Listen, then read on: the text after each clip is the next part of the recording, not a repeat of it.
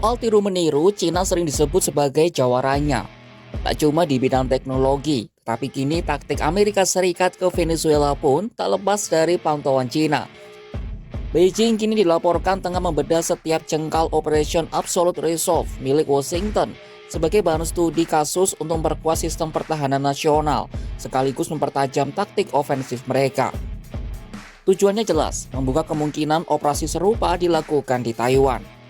Seperti apa cara Cina dalam melakukan amati tiru modifikasi atau ATM taktik Washington ini? Simak selengkapnya dalam video berikut.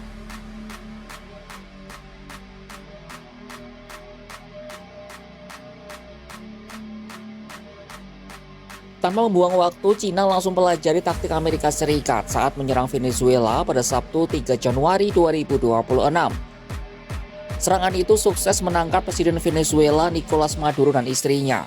Beijing melihat terdapat satu titik lemah yang berhasil dieksploitasi secara telak oleh militer AS.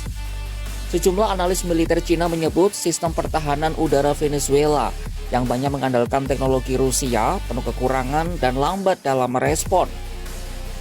Hal itu terlihat dalam serangan pasukan elit Delta Force Angkatan Darat AS yang memadukan serangan siber, pengintaian elektronik, dan manuver taktis. Padahal Venezuela dibentengi dengan alutsista mumpuni seperti S-300FM dan BUK-M2 buatan Rusia serta radar JY-27A produksi Cina. Namun sistem ini lumpuh seketika melalui kombinasi serangan siber dan pengecekan elektromagnetik atau jamming. Beijing memang telah lama mengamati taktik militer Amerika, terutama sejak Perang Teluk 1991. Namun sebagian pengamat menilai Caracas bukan lawan sepadan bagi Washington. Sehingga operasi itu belum tentu menjadi ancaman langsung bagi kekuatan besar seperti Cina. Analis militer sekaligus ex-anggota Angkatan Udara Cina Fu Qianshao mengatakan, meskipun operasi Amerika Serikat taktik baru, tetap ada pelajaran penting bagi Beijing. Pelajaran ini adalah agar Cina terus memperkuat sistem pertahanan udara. Pengamatan Cina ini pun disadari penuh oleh Amerika Serikat. Menteri Perang Pete Hegseth menyebut dominasi militer Amerika masih dan akan terus dipelajari oleh Beijing. The way it is in a global economy, foolishness, recklessness, not anymore, not under President Trump.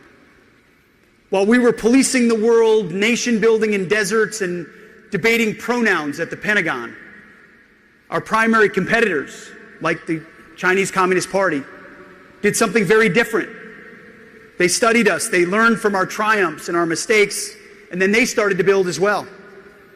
And they've undertaken some of the most rapid, ambitious, and breathtaking naval buildup since World War II. While we decommissioned ships, they launched many of them. While some of our shipyards did not meet the demands of our country, they expanded at a rapid pace, but not anymore. While we seek good relations with China and the rest of the world, we are also ready. Meski begitu, Hegseth menegaskan dikdaya Amerika masih sulit untuk dibendung. Hegseth bahkan menyindir sistem pertahanan udara Rusia yang digunakan oleh Venezuela dengan mengatakan sistem tersebut tidak bekerja dengan baik. Oleh karena itu menurutnya China dan Rusia tidak akan berani menantang kekuatan militer AS setelah operasi militer di Venezuela.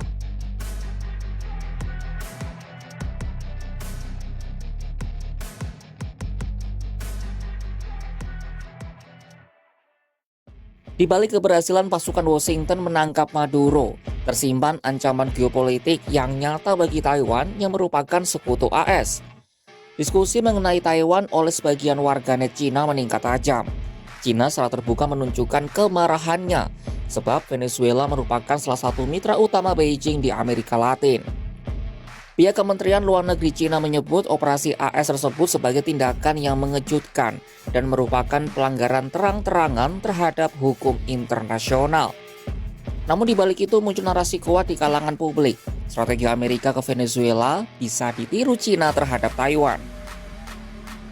Sejumlah pengamat pandangan presiden yang diciptakan Trump tak serta-merta mempercepat invasi militer Beijing ke Taipei. Pasukan Xi Jinping diprediksi akan tetap memilih strategi di wilayah abu-abu. Mereka menggunakan intimidasi, tekanan hukum, dan operasi intelijen untuk mencapai reunifikasi tanpa perang terbuka. Pengalaman setahun terakhir telah menunjukkan sikap tegas dan tak mudah mengalah jadi strategi utama Cina menghadapi tatanan dunia baru. Pendekatan itu diyakini tak akan berubah dalam waktu dekat, justru semakin menguat seiring meningkatnya ketegangan geopolitik dunia internasional.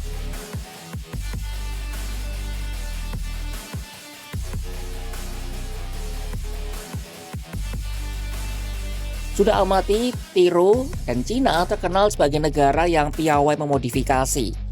Cina menegaskan bahwa mereka tidak perlu menjiplak mentah-mentah cara Amerika Serikat.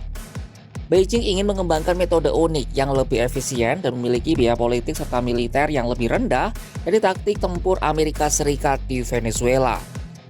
Analis militer Yu Gang, seorang pensiunan kolonel PLA, menekankan perbedaan mendasar antara posisi AS di Venezuela dan posisi Cina terhadap Taiwan. Dia menekankan pentingnya konsep biaya rendah alias low cost dalam strategi penyelesaian masalah di Taiwan. Hal senada juga disampaikan oleh pengamat militer Cina Zhong Zhongping soal biaya yang lebih murah.